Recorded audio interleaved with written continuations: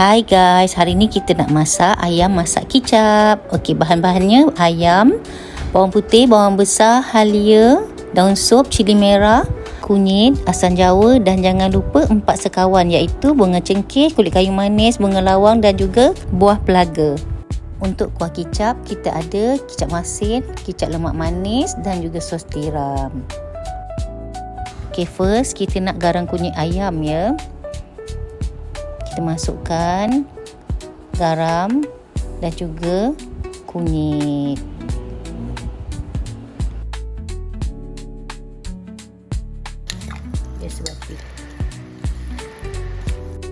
Okey, kita goreng ayam dulu ya.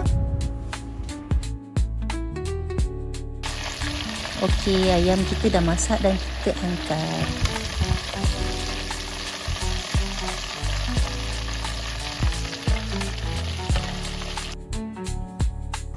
Kita nak tumis bawang.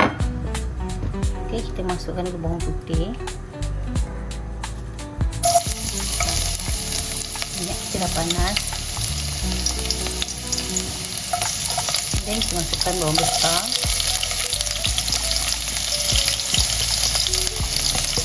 Masukkan halia. Kita ada 4 sekawan untuk naikkan bau biar wangi.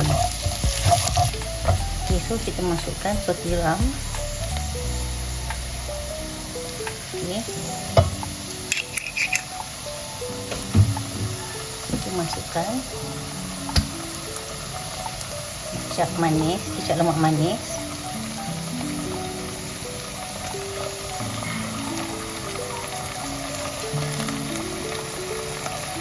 Di dalam 3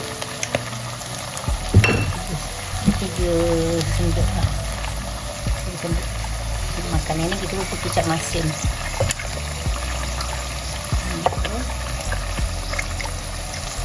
Kita lebihkan sikit ya. Sebab ayam ni kita tak masukkan air. Kita masukkan sedikit lada sulah ya. Untuk nak bagi rasa sebab saya tak masukkan cili ayam kita.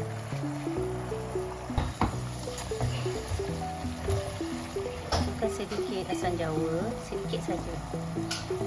Rasakan asam sikit. Dan kita masukkan aksesori tadi.